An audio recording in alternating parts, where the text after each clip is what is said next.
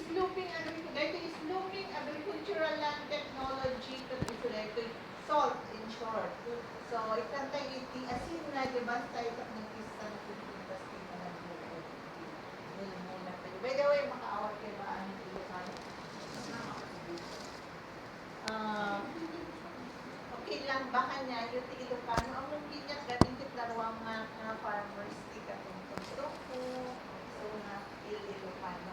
By the way, naka-English sa ita. Yan, kaya yung mag-ito. Siguro.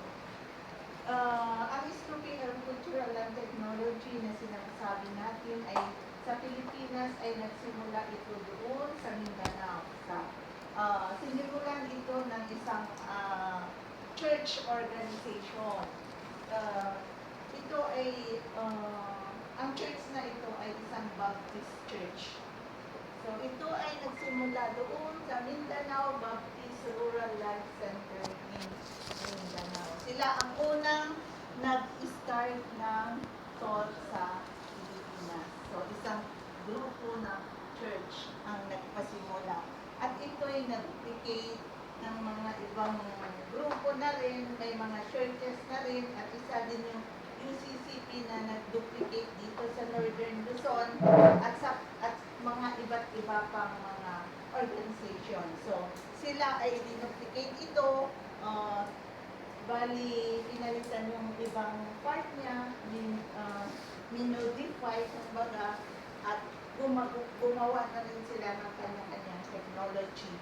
Na yun nga, sabi mo na, ang napag-aralan nyo ay kunturin. Ewan ko kung saan nakabase yung tinuro sa inyo.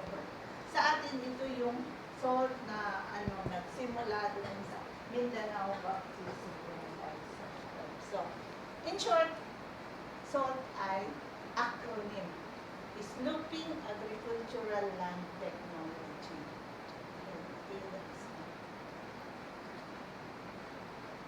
So, bakit natin inadapt yung salt dito sa atin sa Apayao? Ano ba yung sitwasyon natin sa Apayao? Bakit natin nilulupikit yung ginagawa nila sa Mindanao? Kasi isa sa dahilan ay yung topography natin sa Apayao. At saka yung mga type of farming po na talagang yung kainin system natin na ginagawa ng mga farmers natin usually sa upland. So, upland rice farming is the process of growing rice in sloping areas above 18 degrees. So, nangat-nga po, mas mataas kaysa 18 degrees yung kataas ng slope niya. Slope po natin, hindi pa nagpangako di jay bantay. So, yung upland rice farming natin ay sa kabundukan, pag-bantay, pag-umandas. And, di-practice tayo sa yung slash and burn. Sino ba tita na karanasan dito? Diba? Karanasan, Kabugaw.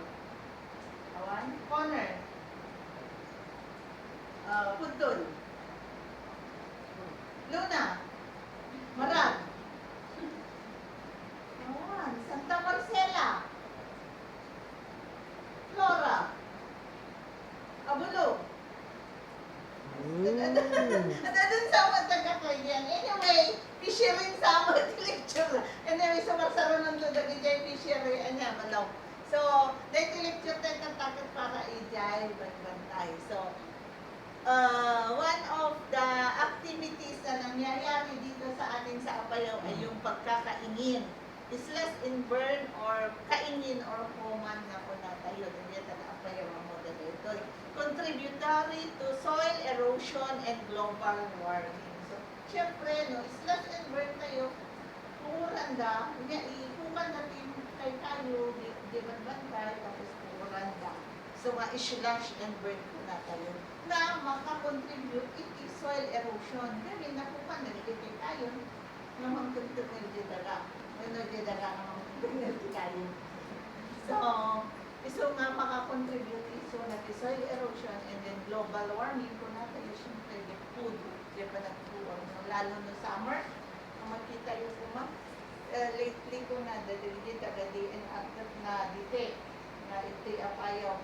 ado dagiti usok ten sa un ado ti pupur. Kung baga ma-detect dano ayan na nga vandalism ayan pupur. So one up na identify adaptive portion ti apayaw nga na-identify. Planting through direct seeding of traditional rice. So, hanya ka sa igetalo na ibunubon mo parutog sa kasera. So, transplanting ko na tayo diyan. Dito yung mag-upland rice that direct seeding. So, imulang mga bukil. Next. So, apit na dijay, di apit na dijay ket agap apit lang iti may sa aging na duwa nga tons per hectare. So, mga kabandiyan, mga 40 kabans, 10 to 20 to 40 kabans per hectare. Upland rice farmers need more funds, subsidy to transfer and adoption of relevant upland technology. So, dagiti upland farmers tayo ngayon wala masyadong assistance na gagaling sa government. Kasi nga siguro ay ganyan nga nakakukontribute sila doon sa soil erosion, global warming, etc. Pero, yun naman ang pinanggagalingan ng kinabubuhay nila. Kaya, kung natikot, kailangan kumamot nga dalat natin subsidy. And we thank you kasi late, about 3 years ago or 4 years ago na i-include dan iti crop insurance. So, nadali mo umati, father, mother, you, parents, you, pwede yun nga. Nung nagmula natin upland rice, dan pwede dan apan i-enroll iti crop insurance. Lalo na tanong kasi nga pa nagbabagyo, tanong mabagyo, at least nga ada insurance nga. Mabalin nyo i-claim iti. Free mood. Tila arami din na fill up iti form. Upland rice farmers, iso diyan ko na mga. And then, iso day to iti may nga technology gaya may iti office me, iti province nga i-extend me ti farmers. But, dati salt make it medyo narigat sa nga i-adapt. Tsaka mo no, narigat. Nung depende, iti haan galing nga karwaman ti farmers. Next. Nakita tayo technology na.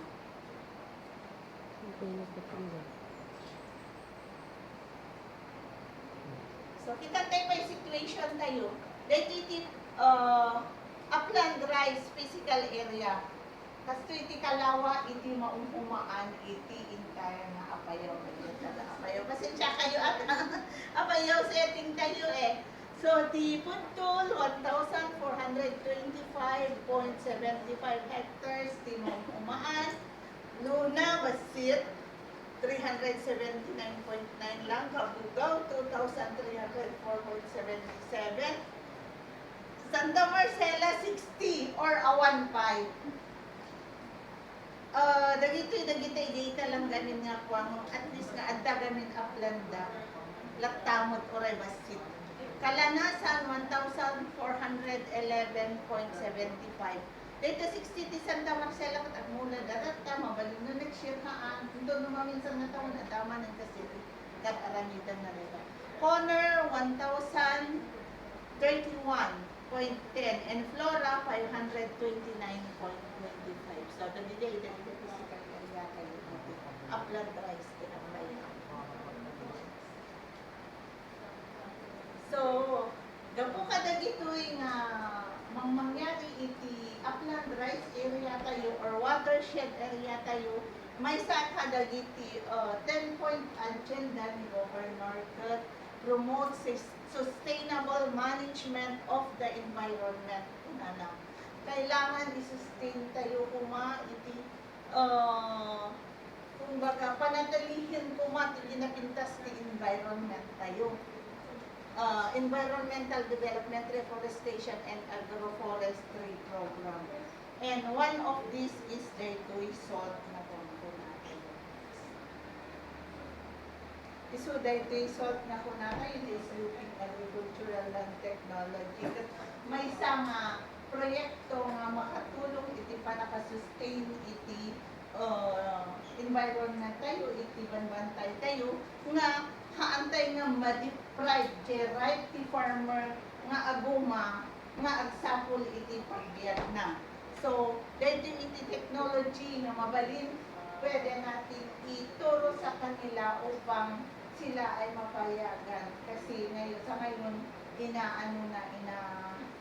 hindi na pwede, kung pwede lang, hindi na pwedeng mag-islas and burn o magkalilin ng mga farmers. Pero yun nga, wala naman silang ikakabuhat, wala naman tayo, lalo na sa mga farmers na nasa upland, yun lang naman ang pinagagaling nila, pinabubuhay. Kaya kahit bawal, gagawin pa rin, magkuma at magkuma pa rin. So, ito yung technology na itinuturo ng office namin in Isloking Agricultural Land. Ito ay may 10 steps. Itong picture na ito ay nandyan sa likod. Siguro sa pag-hands-on, magpupunto tayo, gagawin natin ito at ipapakita sa inyo yung site. Makikita niyo yan dyan. Nataniman yan. May tanim ngayon na palay at saka medyo karang nakamulad dyan. Yan nakamulad dyan. So,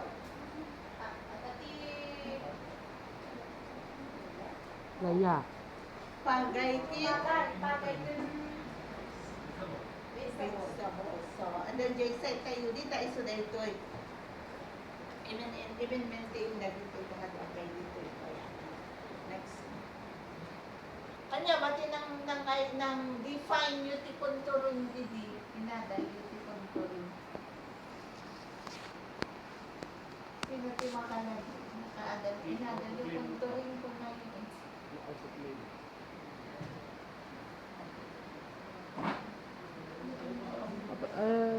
Kuasar? Panat? Sakto lang. Panat Slide lang no kuasar. Slide. Slide.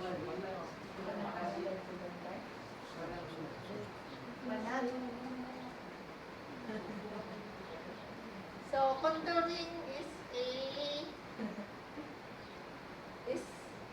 simple and applicable, low-cost and timely method of farming the upland. Ito naman. Ano mo yung define ninyo? It is described na lang ng inyati pa. Hana bali i-J Salt mismo ngayon. I-describe tayo ng inyati po dito rin. So, ibagbaga na lang natin pa nagpuntur, may simple lang, low-cost, iso na hambag niya nangina, ibagbaga na lang nga kayang-kaya nga adaptaron iti farmer. No kayat na nga sulutan. Yung narigat sa nga baliwan di ka panunutan ti farmer ta siya may sa yung implement kita nga project ko. Narigat mo arami din magbaga tayo na low cost, timely method of farming nga dating nga technology na i-adapt ko nga dali ti farmers iti upland. Medyo narigat mong value nga di nakaruwa man ti farmer. Kung hopefully iti-init nga pa nag-lecture, manipot kanyayo, mag-ubing nga, agis-eskwela pa lang agriculture, katulungan na kayo mga kampanya, mangi campaign, iti pa nakausap dahil din na technology sa upland areas tayo. So, the farmer can continue his traditional farming practices with controlled soil erosion and restored soil structure fertility. So, kunturing ngay haan nga baliwan yung traditional nga arami din ni farmer no di kat makatulong dahito itap na makontrol di soil erosion tap nun ma-restore tayo pa'y mapasubli tayo dagiti maiyan anod ng fertility ti daga so nga napintas dahito salt nga i-introduce tayo pa dagiti farmers tayo iso nga i-introduce may kanya yung itata, di ba? Iso nga napili ni Sir Romy, tsaka mo ni Sir Romy nagpili, wala dagiti teacher shoot ng pili ito nga may sama may lecture pa niya yung tap nun dahito nga katulungan nila kayo nga mga kampanya, mga isuro kadagi at tatang nga nanang tayo di panangaywan kadagi ibang tayo kin bakit tayo. So, the J10 step mo sila. Di agaramid di A-frame nga konaktatay nga ada di mga lakay di stick nga di straight mo at agaramid di A. Amo tayo mo tamin di A na inya. O 1 meter, di duwa nga saka na, half meter. Di duwa kaya dangan na lawlawa adang na, di A-frame na. Agaramid dati 2 meter, di ka atitog na, tapnon 1 meter, di baribar na. So, cut 2 pieces of wood at 1 meter long to serve as the leg of the frame. And then, cut the third piece at least 0.5 meter long kung naktatay or mabalin niya sa 2 meter, 1 meter, then tabaribar na. Tie together with the upper end of the longer pole. Galutan ko na, no? Galutan dito'y or lansan o dalansayo. Kasama dito'y galutan dito'y. Tie together the upper ends of the longer pole. Let the lower end of the legs stand and level ground. So, patakdaron dito'y iti na level nga daga. Tapno, dapat agpada ti ka nga tuking kababa na dito'y. Spread the legs about 1 meter apart to form a perfect angle. So, spread mo dito'y baba na nga ti kalawat ti pa naka-spread na kat 1 meter mat lang. Tapno kaslatay nagaramid iti triangle nga 1 meter. Dapat, di ba, 1 meter dito'y, 1 meter dito'y. And then brace horizontally the shorter pole to become a crossbar between the two legs. So, ikabintay di jay, may sa di half meter, ijeting nga na, tapno agbalin nga crossbar na.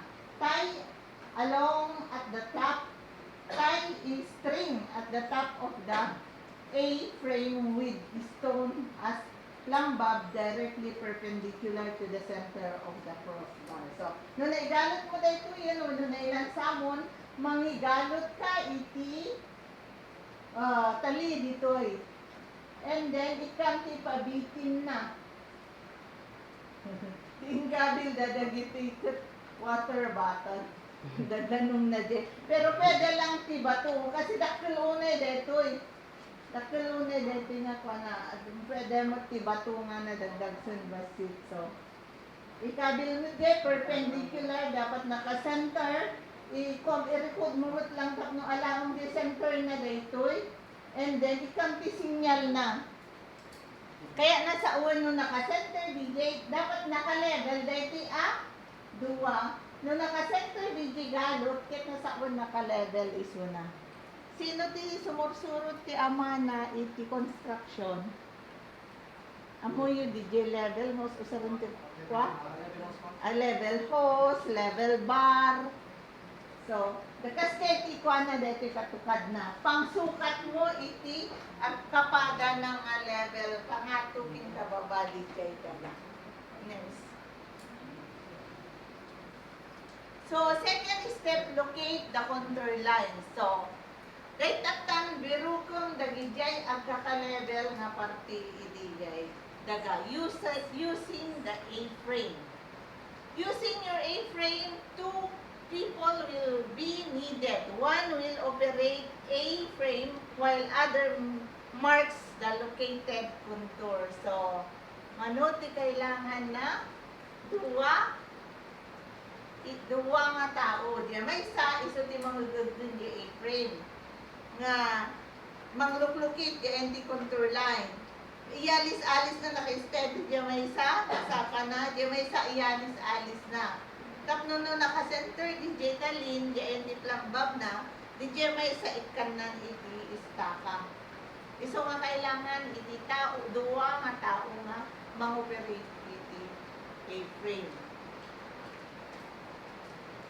The two legs of the A-frame are on the same level, and when they string at the middle of the brace, it means that you have found the contour line, which is a level line between the two legs of the A-frame. So, DJ ko iyalis-alis mo nung nakatingan DJ string, hindi nga, kahit nasa uwan na alam mo di level na. Okay, dala. Next, kita tayo di sumaro no. No, nalpas mo na sarakan di ba? Istaka amon, iyalis mo man yung frame. Naka-steady lang diyan may sa IGN, dati na istaka, ibirok-birok mo man diyan one side, na istakaan yung manet. So, prepare the contour lines. Tatan, nasarakan nyo, na itan, di kayo na i-frame man nyo, na istakaan amin. Isog limang pwede. Dito'y, na i-frame man. Ito'y, idi. Kaya lang na-spray yan, di kayo na imulang ang contour isong na isubliman la, diyan, biro-biro. Kasla dito'y ni, na-istakaan dito'y, diyan ni ma'am yung makaren. Diyan ni ma'am yung manilda. Dadang contour idi. So, ito'y inistakaan ng tata, ibirbirok na diyan one side. Nung nakatinga, diyan string i-giant, kaya nasa uwan nag-level in istaka amot dito yan. Kailangan nyo i-stick. Stick nga kasi. Tapos istaka amon, ialis mo di i-frame. Kasi kaslamat lang dito. Kasi magkakara-arani dito. Dahil ito lang. Dahil ito i-J-field. Dahil ito i-activity ni i-J-field na papawa na i-J-field.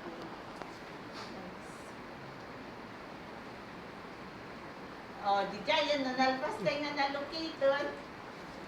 Prepare the contour lines po nanan. Kasi ano mo i-prepare? Siyempre, dalusang no naruot, kaikam. And then, no kailangan i-cultivate mo.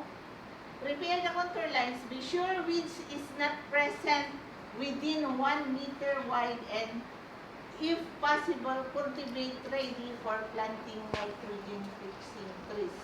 So, balikan arami din middoy hami nga kultivate 1 meter. Kasi di kina-slope iti daga. Usually, dito 1 meter niya iditig dato ditihan una na na-stick ti na slope na. Kasi no idig mo pa idig 1 meter no nagtudo ka. At the same time, with the nitrogen fixing trees, only the slats area should be dug and weeding should be employed. So, nagitid kayo man take sample ti permanent crops. Na? Rambutan. Nya pa. Mango. Fruit trees. Dadagay na. Ayaw.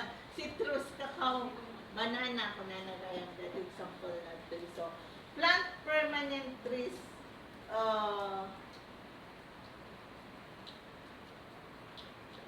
Inya ko na inya ti baut na every third street. So, dito the first street na namulaan ti permanent crops 1, 2, 3. Mulaan man iti permanent crops 1, 2, 3. Mulaan man iti permanent crops and then di kang at 1 good forest trees.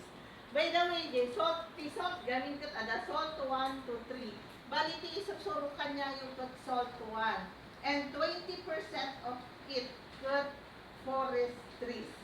Iso nga kasali dito iti sustainability ti environment kin agroforestry ko nada kasi portion of it ngayon ada forest trees na.